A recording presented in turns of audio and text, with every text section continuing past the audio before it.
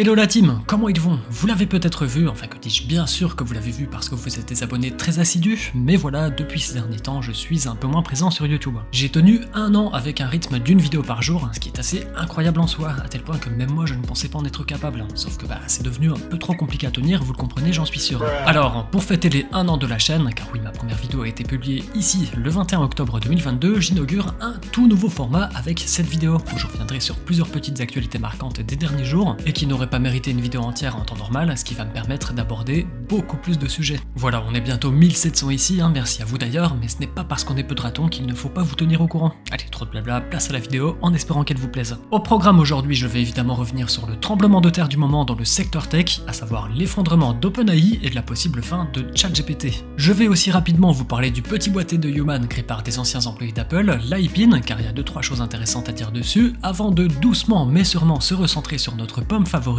puisque Tim Cook a parlé de sa succession à la tête d'Apple, sans oublier l'autre grosse news du moment, à savoir l'arrivée du RCS sur l'iPhone. Vous êtes prêts? On y va, c'est parti! J'imagine qu'il est inutile de vous présenter OpenAI, cette startup à l'origine du grand modèle de langage GPT qu'on peut retrouver sur le générateur d'images DALL-E ou encore sur ChatGPT qu'on ne présente plus non plus. Et vous avez certainement dû en entendre parler ces derniers jours puisqu'on a assisté à un vrai remake de la série Succession. Mais pour vous la faire courte pour ceux qui n'ont pas suivi, la personne qui incarne le visage de l'IA dans le monde et qui a réussi à placer OpenAI aux côtés des GAFAM, à savoir Sam Altman, le CEO d'OpenAI, il a été viré par le conseil d'administration de l'organisation pour des raisons, ouvrez les guillemets, de problèmes de communication et manque de confiance. Oh merde! Oh c'est con ça! S'en est suivi un gros scandale, Greg Brockman, le président de l'organisation, a démissionné, une lettre signée par plus de 70% des employés d'OpenAI indiquait que si Sam Altman n'était pas réintégré, tout le monde démissionnerait. Microsoft s'est empressé de s'engouffrer dans la brèche en préparant un contrat tout beau tout propre pour recruter Sam Altman, mais également tous les employés, un rachat d'OpenAI camouflé en gros, les CEO par intérim qui se sont succédés ont tous demandé le retour de Sam, et devinez quoi, Sam est revenu. Bref, je vous épargne tous les détails, mais vous avez l'essentiel pour constater par vous-même que c'est un vrai bordel. Et même si Sam Altman a repris les rênes à l'heure où je vous parle, cette histoire n'est pas finie pour autant, elle soulève d'ailleurs beaucoup de questions.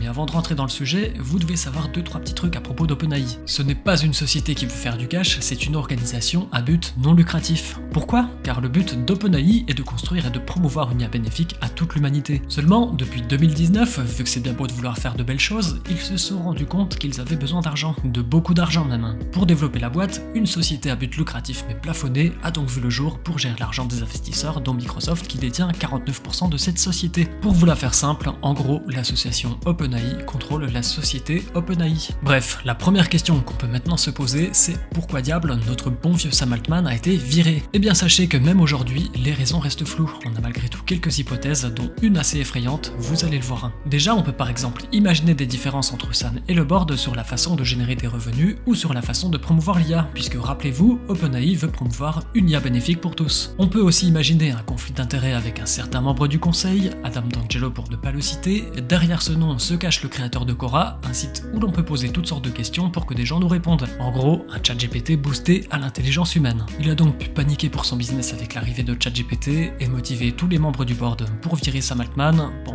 hashtag complot, on sait pas, mais en tout cas c'est une possibilité. Parmi les autres hypothèses évoquées, on peut aussi se dire que le conseil a pris lui aussi peur en voyant comment le secteur de l'IA évoluait rapidement et que ce n'était pas une bonne chose pour l'humanité, oui, puisque si l'IA en est là aujourd'hui, c'est grâce à la vision et l'équipe d'OpenAI. Et la dernière raison qui se rapproche de la précédente, c'est celle de Q. Rien à voir avec le mouvement conspi QAnon, non, là il s'agit tout simplement d'un nouveau modèle de langage avec une capacité de raisonnement qui se rapprocherait de celle d'un être humain. Une intelligence artificielle avec pour la première fois une logique, contrairement à aujourd'hui où les modèles existants dont ChatGPT viennent seulement et bêtement générer une suite de mots cohérentes après votre demande. Grosse découverte donc, mais aussi une bonne dose de flip puisque ce serait un grand pas en avant menant vers une intelligence artificielle générale, celle qui surpasserait un être humain et que tout le monde redoute puisqu'elle pourrait se transformer en Terminator. Maintenant que ça m'est de retour, quelles seront les conséquences de cette histoire sur OpenAI? Est-ce que GPT-5 intégrera Q? Est-ce qu'un jour on saura la vraie raison du licenciement d'Altman, une affaire qui ouvre plus de questions qu'elle enferme. Alors, affaire à suivre. Next sujet. Est-ce que vous vous souvenez de Human? Cette startup créée par 2 anciens d'Apple avec pour ambition de préparer l'ère post-smartphone avec un petit boîtier sans écran se contrôlant à la voix et équipé d'un picoprojecteur. J'en avais fait une vidéo à l'époque, mais nouveauté désormais, le produit est maintenant officiellement dévoilé, possède un nom et même un prix. Voici l'iPin, un petit badge qui s'aimante à n'importe quel vêtement et qui intègre un assistant vocal,